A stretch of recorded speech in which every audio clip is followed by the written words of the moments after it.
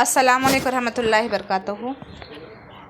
TET और CET exam में subject Urdu में आज मैं आपके लिए जो है नया वीडियो ग्रामर का लेकर आई हूँ। तो विदाउट टाइम वेस्ट किए हुए हम समझेंगे इसे। जैसे देखिए, अभी आपको पता है कि हम्द अल्लाह की तारीफ़ को कहते हैं। ये ऐसी नज़्म में अल्लाह ताला की सिफ़ात, इसकी पाकीज़गी, इसकी बुज़ुर्गी और रहम करम का ज़िक्र होता है, उसे हम्द कहते हैं। उसके बाद दुआ, देखो हर बंदा अल्लाह ताला की बारगाह में हाथ उठाकर इससे मदद चाहता है, इसके सामने गिड़गिड़ा कर मांगने को क्या कहते हैं? दुआ कहते हैं। फिर मनाजात भी एक किस्म की दुआ है, मगर मनाजात में बंदा अल्लाह ताला के सामने पहले से इसकी बड़ाई बयान करता है, अपने गुनाहों की माफ़ी मांगता है और फिर क्या करता है? अपनी ज़रूरत को पेश करता है।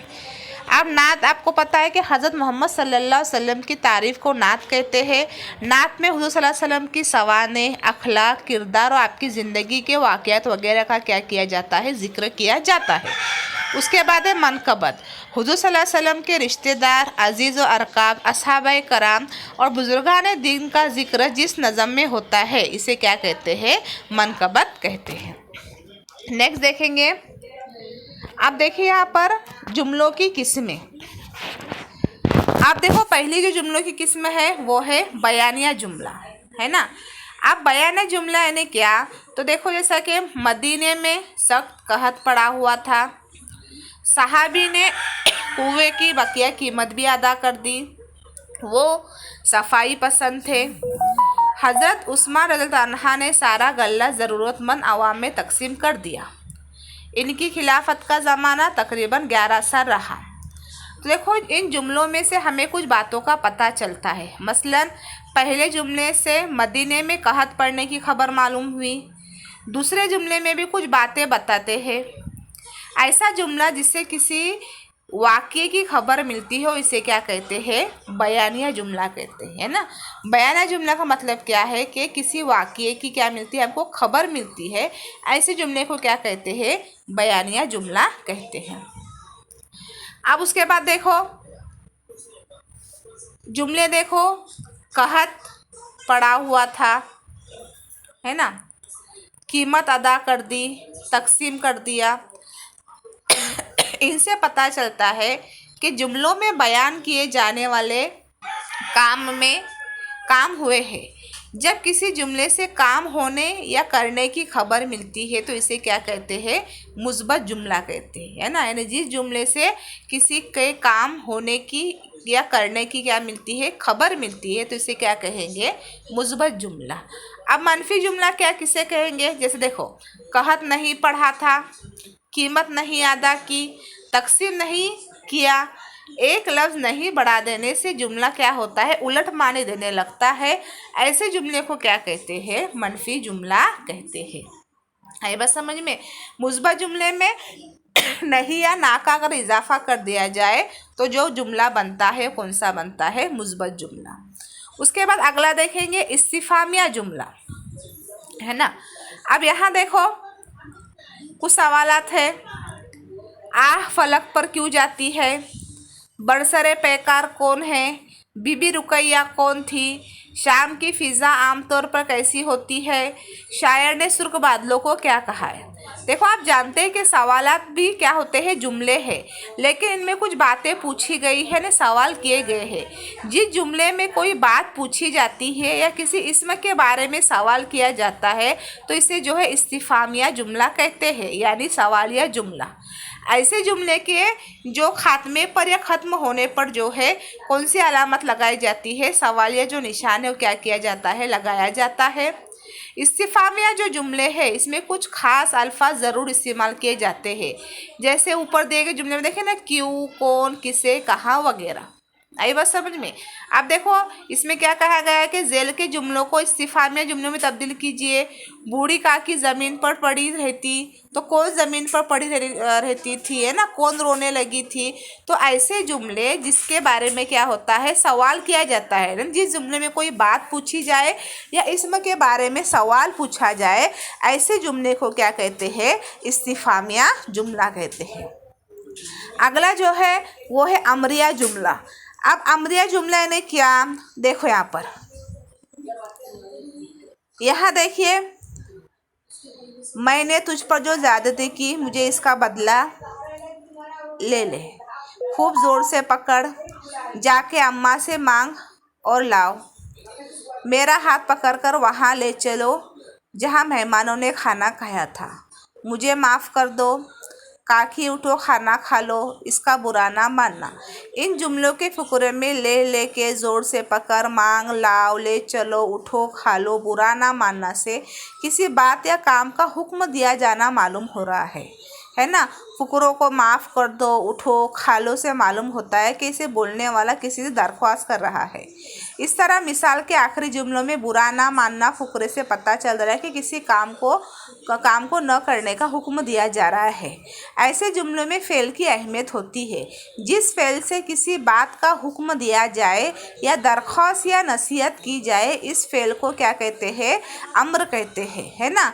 और जिस जुमले में किसी के काम के करने या न करने का हुक्म दिया जाता है, इसे क्या कहते हैं, अमरिया जुमला कहते हैं। समझे, अमरिया जुमला मतलब क्या है कि जिससे क्या किया जाता है, किसी को जो है काम करने का ऑर्डर क्या किया जाता है, हुक्म दिया जाता है ना, दरख्वास्त हो, हुक्म हो, नसीहत हो। तो ऐसे जो जुमले हैं, ये जुमले क्या कहलाते हैं, अमरिया जुमले कहलाते हैं। आई बात समझ में। अब उसके बाद अगला जो है वो है फजाइया जुमला। अब फजाइया जुमला मतलब क्या, देखो ऐसा बताती हूँ कि जिस जुमले से क्या होता है, रंज, खुशी, हैरत, है ना, रंज है, खुशी है, हैरत है, गम है, जज्बात का इजहार होता है, ऐसे जुमले को क्या कहते हैं, फजाइया जुमला कहते हैं। अब फजाइया जो जुमला है, तो फजाइया जुमले के यहाँ पर जो है इस तरीके से देखो, ये जो अलामत है ना, ये फजाइया जुमले की अलामत है। तो फजाइया जुमले के इसमें क्या किया जाता है, आखिर में जो है इस तरीके से क्या होती है, अलामत लगाई जाती है।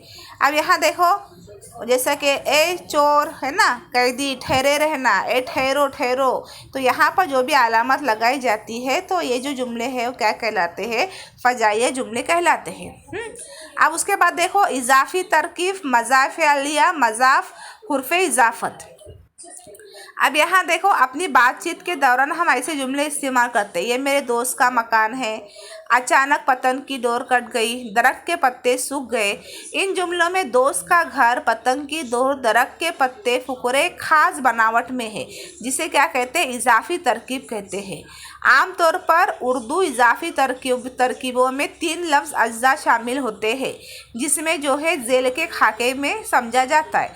इन तरकीबों में देखो, दोस्त का घर, पतंग की डोर, दरख्त के पत्ते, इन तरकीबों में पहले आने वाले लफ्ज़ को मज़ाफ़ अलिया कहते हैं, बीच के हुर्फ काकी को हुर्फ इजाफत कहलाते हैं, और तीसरे लफ्ज़ को मज़ाफ़ कहा जाता है।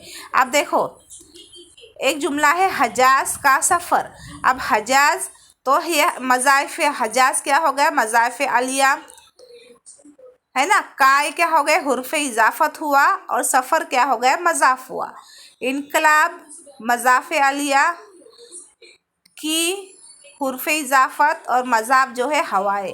तहरीक क्या हो गया, मज़ाफ़ अलिया, के क्या हो गया, हरफ इजाफत, हुरूफ इजाफत, और पैगामात क्या हो गया, मज़ाफ़ हो गया। आई बात समझ में। तो यहाँ देखो, ये जो है इसमें इस तरकीब को फ़ारसी में लिखने के लिए क्या करते हैं, इजाफत की जगह ज़ेर का निशान लगाते हैं। जैसे चिराग आरजू, है ना, आरजू का चिराग, शाम, ऊद, अवध की शाम। ऐसे फ़ारसी तराकीब में मज़ाफ़ पहले और मज़ाफ़ अलिया क्या होता है, बाद में आता है। अब देखो, मुहावरे आपको मालूम है ना, जैसा कि मुहावरे किसे कहेंगे कि जिन लफ्ज़ के मानी तो कुछ और होते हैं, लेकिन दूसरे ख़ास मानी में क्या किया जाता है, इनको इस्तेमाल किया जाता है। ऐसे अल्फाज के मजमूए को क्या कहते हैं, मुहावरे कहते हैं, है ना। क्या होता है मुहावरे, यानी क्या होता है कि जिसमें क्या होता है, हर ज़बान में ऐसे अल्फाज के मजमूए होते हैं जिसके लफ्ज़ी मानी तो क्या होते हैं, कुछ और होते हैं, लेकिन उसे क्या किया जाता है, दूसरे ख़ास मानी में क्या करते हैं, इसे इस्तेमाल करते हैं। समझ में, जैसे आंसू पीना, है ना, बाग बाग होना, तो यह बहुत खुश होना, तो चमन चमन होना। आई बात समझ में। तो ऐसे जो जुमले हैं, ऐसे जो अल्फाज है या जुमले हैं, क्या कहलाते हैं, मुहावरे कहलाते हैं। उसके बाद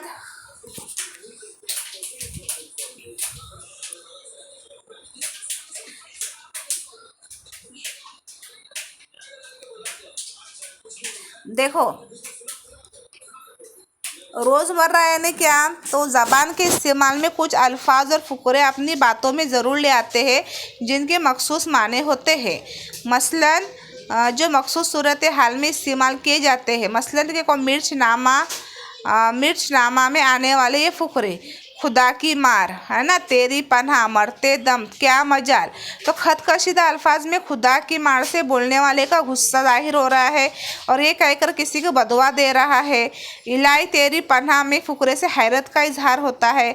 मरते दम तक कहने से समझ में आता है कि बोलने वाला मरना चाहता है, बल्कि ऐसा कहकर किसी काम को आखिर तक करने का आहत कर रहा है।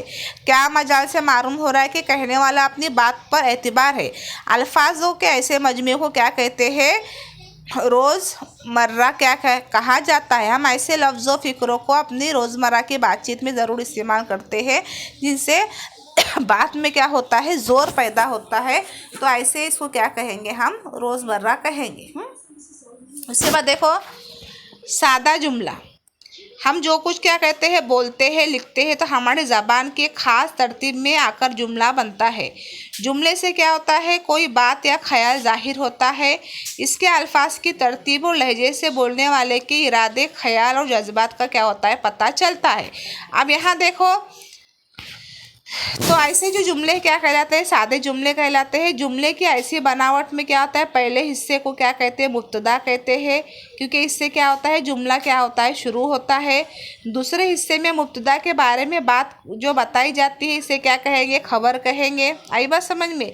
जिस जुमले में एक मुब्तदा और एक खबर हो, वो जुमला क्या कहलाता है, सादा जुमला कहलाता है। आई बात समझ में। ऐसा जुमला जिसके अंदर मुब्तदा भी एक हो और खबर भी एक हो, तो इसे क्या कहेंगे, सादा। जैसे मैंने मकान बनाया, है ना, इसमें मुब्तदा भी एक है और खबर भी एक ही है, तो ये जुमला कहलाएगा सादा जुमला। मदीने में सख्त क्या पड़ा हुआ था, कहड़ पड़ा हुआ था, सब पड़ा हुआ था। तो इसमें देखो ये कैसे जुमले हैं, सादे जुमले, है ना। अब क्या है, कहत पड़ा हुआ था, तो ये क्या हो गई, खबर हो गई, है ना। मदीने में क्या हो गया, ये मुब्तदा हो गया। आई बात समझ में। उसके बाद देखेंगे,